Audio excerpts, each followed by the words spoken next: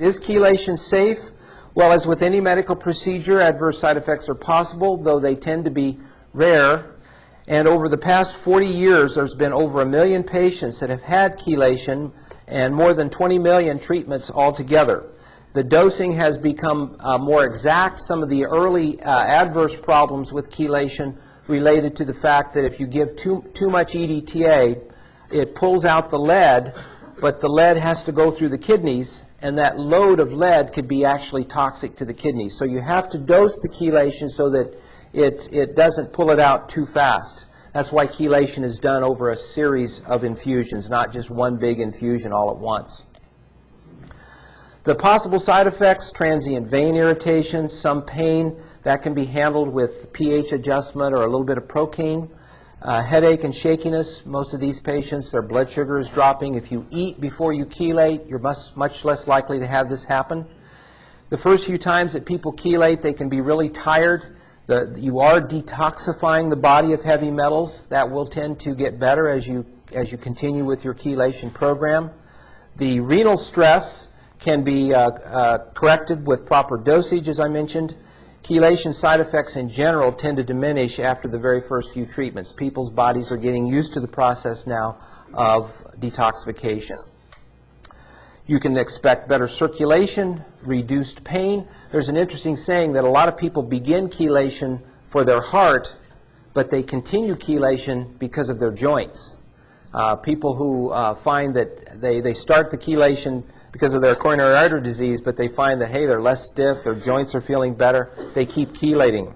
Better oxygenation of your cells. Your brain seems to start to work better. When I chelate, I find that I can go home and work the word jumble better. I don't think that's a justification for taking chelation, but I do notice that the brain seems to work better.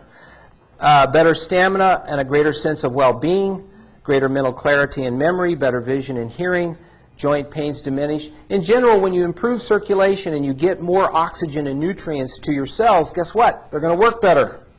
Better blood pressure and cholesterol control. Dr. Riordan has a very nice lecture in our library about how lead poisoning is a very common and underdiagnosed cause of high blood pressure, and chelation gets the lead out. So in general, you have the improvement of the diseases of aging. Is chelation costly? Well, it's a little bit costly, but if you look at the cost of comparing it to nitroglycerin versus coronary artery bypass surgery, it's all relative. It's all relative.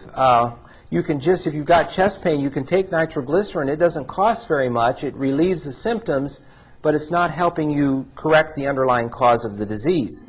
Bypass surgery will help you bypass where the blockage is. It's very expensive. You're treating a couple inches of your arterial pathways, but you're not really dealing with the other arteries in your body. And so, and the other big problem with bypass surgery is that there's a tendency for restenosis to occur. So this is considered a major problem in conventional cardiology. Chelation is an office procedure. It treats more than 100,000 miles of arterial pathways. Costs about $100 per treatment. That varies depending upon what's added to your chelation, and about $2,000 for the workup. Usually costs less than the deductible for having bypass surgery. The limitations of bypass are very expensive. Oftentimes there's no big difference in long-term survival or quality of life study, and bypass does not address the underlying disease process. Oftentimes second operations are needed. Add 5% to the probability for each year of post-bypass.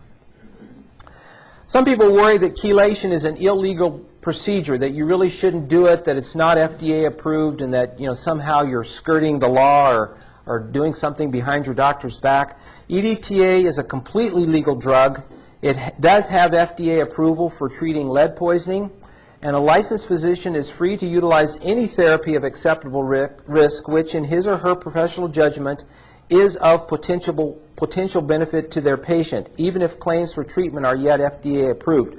Where the FDA comes down, so to say, against chelation is that when you make the claim that chelation is a treatment for heart disease, you don't have that double-blind placebo-controlled study there to back you up. You have a lot of these case series. You have a lot of patient experience. You have your own experience working with patients. And so what we here at the center tell our patients is that if you can remove the heavy metals, you have the ability of improving arterial blood flow. And that can reduce your risk of other problems and at least improve your functioning, if nothing else.